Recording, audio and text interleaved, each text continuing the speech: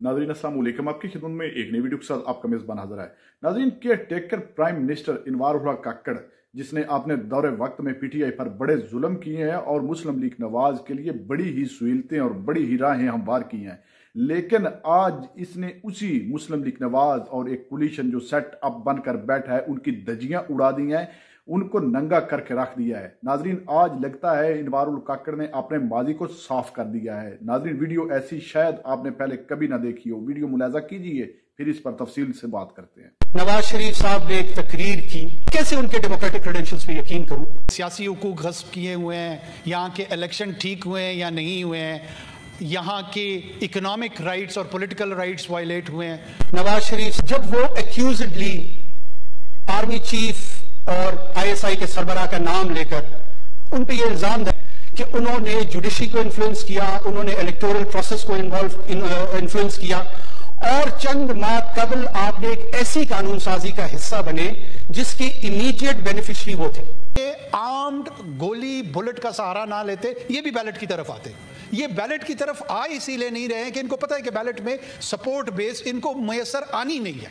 आप मेरी सरजमीन पे काबिज हो कि शिकस्त इनका मुकद्दर है, कि उनके साथ इतनी बड़ी सियासी ज्यादती हुई है, और वही इस मुल्क का सिकंदर होगा और वही इस मिल्लत का सिकंदर होगा। इदारा यकीनन किसी सियासी पार्टी का ना है ना उसको होना चाहिए। उत्तर की दिहाई में अगवा हुए आज तक उनकी लाश नहीं मिली।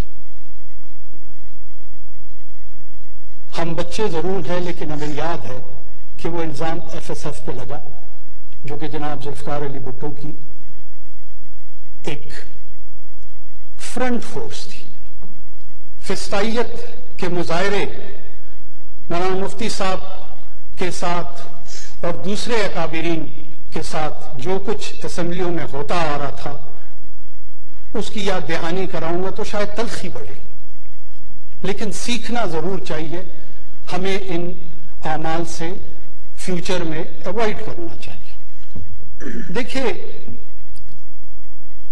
मोहतरम नवाज शरीफ साहब ने एक तकरीर की, मैं बहैसियत एक शहरी, बहैसियत एक वोटर, बहैसियत एक सिटीजन, बहैसियत एक पॉलिटिकल वर्कर कैसे उनके डेमोक्रेटिक क्रेडेंशियल्स पे यकीन करूं, जब वो एक्यूजडली आर्मी चीफ और आईएसआई के सरबराह का नाम लेकर उन पे ये इल्जाम धर रहे हैं कि उन्होंने जुडिशरी को इन्फ्लुएंस किया, उन्होंने इलेक्टोरल प्रोसेस को इन्फ्लुएंस किया, और चंद माह कबल आपने एक ऐसी कानून साजी का हिस्सा बने जिसकी इमीडिएट बेनिफिशियरी वो थे।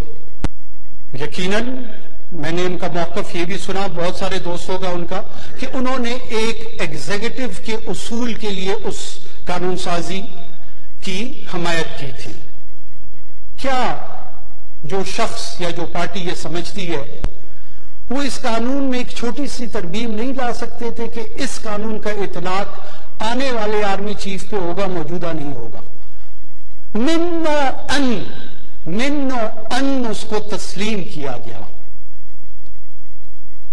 और फिर चंद माह कबल, और एक डाइसेंटिंग वोट भी किसी नेशनल असेंबली के या सेनेट के मेंबरान का नहीं आया। अगर वाकई ये डेमोक्रेटिक स्पिरिट्स के तहत थी तो कोई एक फर्द एक इख्तिलाफी नोट रिकॉर्ड पे लेकर आता कि जी मेरी नजर में ये कानून दुरुस्त नहीं, इसको इस अंदाज में नहीं होना चाहिए था, नहीं हुआ।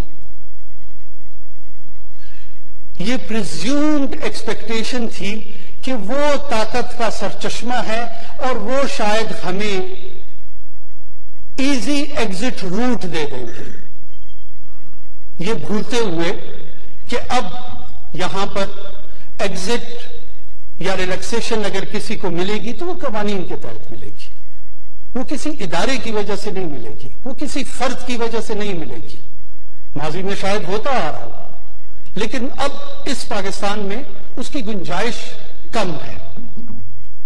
बार बार यहां पे इस फ्लोर पे धमकी आमेज लहजे में जो गुफ्तगू की जा रही है, असल में उनको डराया नहीं जा रहा, उनको पैगाम रसानी ये की जा रही है जो हम तजर्बाकार टीम है जिन्होंने जब डायरेक्ट इंटरवेंशन इन इदारों की थी, LFO के तहत 27वीं तरमीम में जिस तरह आपका साथ दिया, फिर जब जनाब मुशर्रफ साहब ने दोबारा सदारती इलेक्शन लड़ने का इरादा किया, उसमें जिस तरह की उनकी फैसिलिटेशन की गई, ये होता है तरीक़ेकार आपकी सपोर्ट का। आप हमें आजमाएं, ये भूलते हुए कि ये इदारा यकीनन किसी सियासी पार्टी का ना है ना उसको होना चाहिए, लेकिन ये इस इदारे की आईनी जिम्मेदारी है कि गैर आईनी है और अनकॉन्स्टिट्यूशनल इंटरवेंशन की तरफ राग़िब कर रहा है। इसको मैं कंडेमनेशन करता हूं, और किसी भी तौर पे कल को अगर हुकूमत PMLN की होती है, पीपल्स पार्टी की होती है या किसी और जमात की होती है, उस वक्त की हुकूमत की एग्जीक्यूटिव ब्रांच पर यह फर्ज है कि उसके तमाम ऑर्गन्स उसकी सपोर्ट करें। जनाब चेयरमैन, दो अप्रोचेस हैं। हम भी चाहते हैं सिविलियन सुपरमेसी हो। सिविलियन सुपरमेसी इस मुल्क में उस वक्त कायम होगी जब सिविलियन इंस्टीट्यूशन स्ट्रेंथन होंगे, जब यहां की पुलिस स्ट्रेंथन होगी, वो डीपोलिटिसाइज होगी, वापडा दुरुस्त होगा, रेलवे दुरुस्त होगा, बाकी तमाम जितने इदारे हैं वो अपनी फंक्शन करेंगे, NDMA दुरुस्त होगा। ये खुशफहमी है। इस ऐसी सूरत हाल में ये मुल्क क्यास की तरफ जाएगा, डिसऑर्डर की तरफ जाएगा। हम इन्हें कहते हैं आए बैठे नेशनल डायलॉग करें। रास्ता सिविलियन सुपरमेसी का ये है कि हम मिलकर इस पार्लियामान को मजबूत करते हैं, सिविलियन इदारों को मजबूत करते हैं, और इस इदारती इंस्टीट्यूशनल स्ट्रेंथ में वक्त के साथ हर इदारा अपनी अपनी जगह पे जाकर अपना नॉर्मल फंक्शन करेगा। लेकिन अगर कॉन्कर करने का किसी की नीयत है, फतह करने की नीयत है, तो फिर मैं भी इस फ्लोर से बहुत अदब के साथ ये दावा करता चलूं कि शिकस्त इनका मुकद्दर है। फतह नहीं हो सकता, कॉन्कर नहीं हो सकता। तमाम इदारों को लीड किया जाता है, और लीड करने के लिए आपके पास दो प्री रिक्विजिट होने चाहिए। एक है कैरेक्टर और दूसरा है विजन। ये जिसके पास भी होगा उसके पास ईमानी कुव्वत होगी, उसके पास आसमानी रहनुमाई होगी, और वही इस मुल्क का सिकंदर होगा और वही इस मिल्लत का सिकंदर होगा। नाजरीन, आपने वीडियो मुलाजा फरमाई है।